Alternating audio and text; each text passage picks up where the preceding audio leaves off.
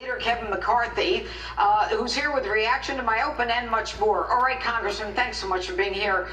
First question I want to ask, there's a lot of talk about this $600 that was used, federal money for an employment that apparently is coming to an end. And what does Congress plan to do about this? Will it be continued or is it going to be cut off? Well, first of all, anybody who's unemployed, their unemployment will not get cut off. You will still get your state unemployment. This $600 extra per week that the federal government put in during that time of the beginning of COVID was a one-size-fits-all. We learned that that did not work well.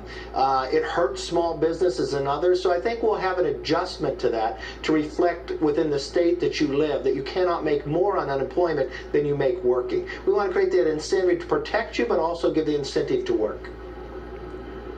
Okay, well that's a good idea because there was that incentive. But I want to move on to what's going on with China. You know, we've heard for several weeks that they've been trying to hack into the studies that we're doing as it relates to the vaccine for the virus. And just this week, I understand there were two individuals, one or two, who were arrested. And I'd like to know, what is Congress going to do about this kind of activity by China, and where are they on this?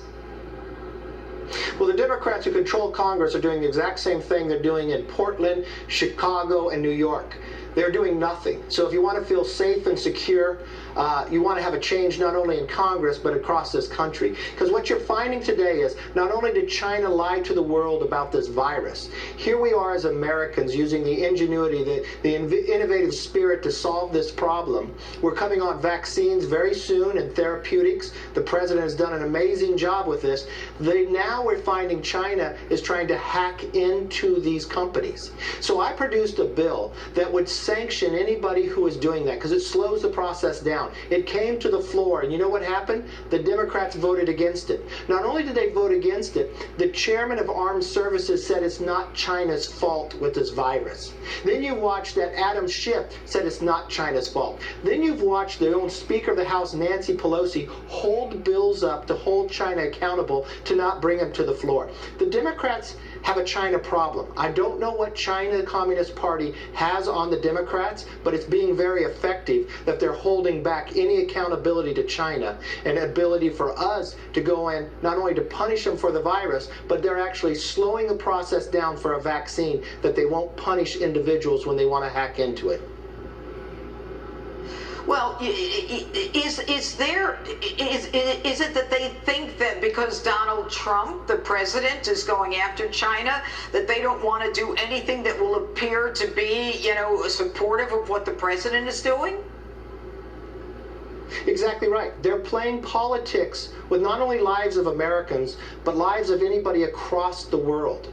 It is America who will solve this problem. It is American companies that are on the forefront of having a vaccine. It's because Donald Trump, we have this Operation Warp Speed, that people will write about this for years. How did we come to a vaccine so fast, faster than any history, are the therapeutics. It's the investments he made early on. It's the ability that we're going to have to be able to make people safe and secure, not only just in their health care, but in the cities. Can you imagine who feels safe in Portland or Chicago? But who in America will feel safe if the Democrats control the country, let alone these cities? That's why we need Donald Trump not only to win re-election, but to be able to win the House. We have to renew our commitment to the freedoms and the Constitution. We have to restore the American dream, and we have to rebuild the strongest economy that we've ever seen. Congressman, let me ask you a question. I just find it unfathomable that no one is saying anything about what's going on. Joe Biden, if you heard my open, is locked in a bunker, afraid to do or say anything. My question is, I mean, aren't there Democrats in Congress who are saying, you know, this is outrageous, that all of this stuff is not peaceful and we have to stand up for law and order? Does anyone mouth that kind of opinion? Well, when one or two stood up and said that, they were attacked. They were attacked for whatever if they had a difference of opinion. So, yes, You saw Joe Biden said he wanted to defund the police. You've watched Democrats say they want to dismantle this nation and actually destroy it. You have Congresswoman Omar, who was born in Somalia, lived in a refugee camp, and the beauty of America opened her arms and brought her to this nation. She is now a U.S. Congresswoman. Less than 11,000 people have ever had the ability to be a member of Congress. And she thinks we should dismantle America instead of duplicate America around the world. Amazing. That is the question we have before us inside this November. And if you really want to make a fundamental change and make sure Nancy Pelosi is gone, go to takethehouse.com and make sure Republicans take a House so the Democrats don't try to impeach the president one more time.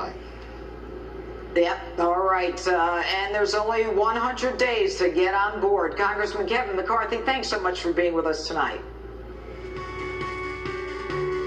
And still ahead, billions being spent in a race to find a COVID vaccine.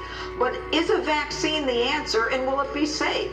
We'll break it all down for you. Dr. Robert Hariri later in the show. And next, our country is in flames as violence continues to spread, and all the Dems can do is attack President Trump. Charlie Kirk and Leo Terrell react next.